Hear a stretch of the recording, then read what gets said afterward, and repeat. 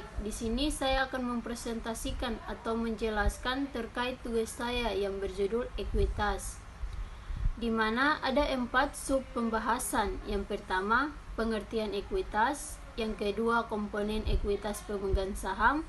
Yang ketiga, perubahan laba ditahan. Dan yang keempat, penyajian laba komprehensif. Selanjutnya kita masuk pada sub pembahasan yang pertama, yaitu pengertian ekuitas.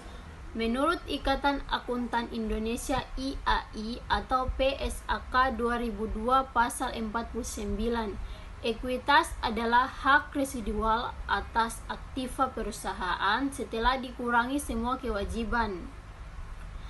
Ekuitas didefinisikan sebagai hak residual untuk menunjukkan bahwa ekuitas bukan kewajiban. Ini berarti ekuitas bukan pengorbanan sumber ekonomi masa datang karena didefinisikan atas dasar aset dan kewajiban. Nilai ekuitas juga bergantung pada bagaimana aset dan kewajiban diukur. Baik, selanjutnya masuk pada sub pembahasan kedua, yaitu komponen ekuitas pemegang saham. Yang pertama, kita masuk pada modal disetor. Modal disetor adalah komponen ekuitas pemilik saham yang di dalamnya mencangkup modal yuridis dan modal setoran lain. Selanjutnya, laba ditahan.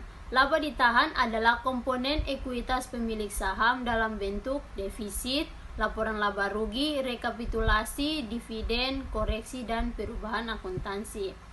Adapun contoh modal yuridis, diantaranya penerbitan saham baru, kapitalisasi laba ditahan, dividen saham, konversi obligasi atau saham terkonversi, dan pemesanan saham.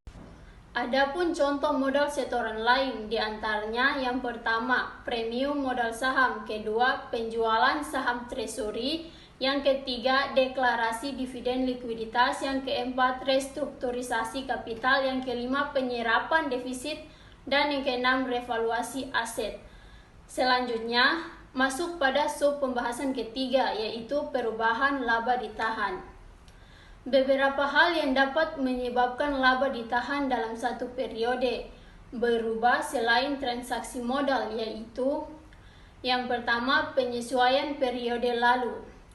Ini perlakuan terhadap suatu jumlah rupiah yang mempengaruhi operasi periode masa lalu yang baru ditemukan atau baru diakui dalam periode sekarang, bukan sebagai pengurang atau penambah perhitungan laba tahun sekarang, tetapi sebagai penyesuaian terhadap laba ditahan awal periode sekarang. Yang kedua, koreksi kesalahan dalam laporan keuangan.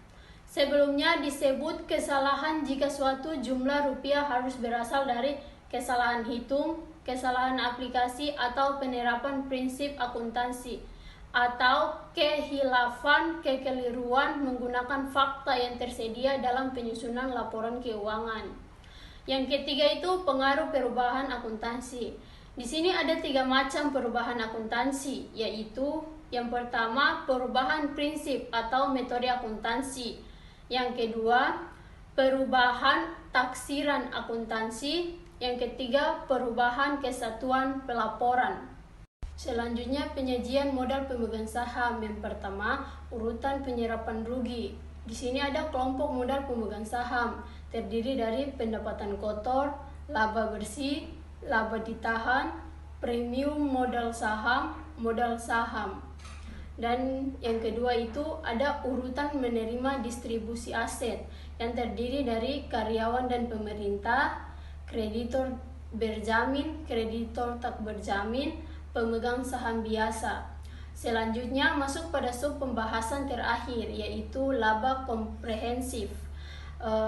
Masalah teoritis dalam hal ini adalah pos-pos mana saja yang disajikan melalui statement laba rugi dan pos-pos mana saja yang dilaporkan melalui statement laba ditahan. Di sini ada 2 pendekatan. Yang pertama, laba kinerja sekarang, yang kedua, laba semua termasuk. Selanjutnya, ada penyajian laba komprehensif. Ada 8 komponen potensial pembentuk statement laba rugi. Yang pertama, pos operasi, yang kedua, pos operasi tambahan, Dan yang ketiga, pajak penghasilan. Keempat itu operasi hentian.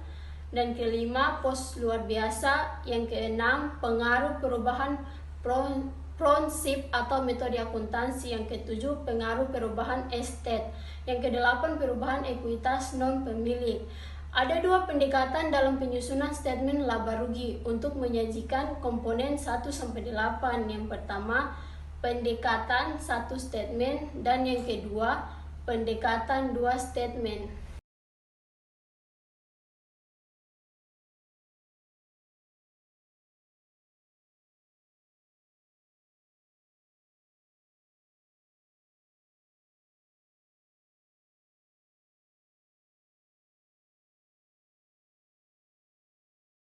Hi, fucking with these hoes up.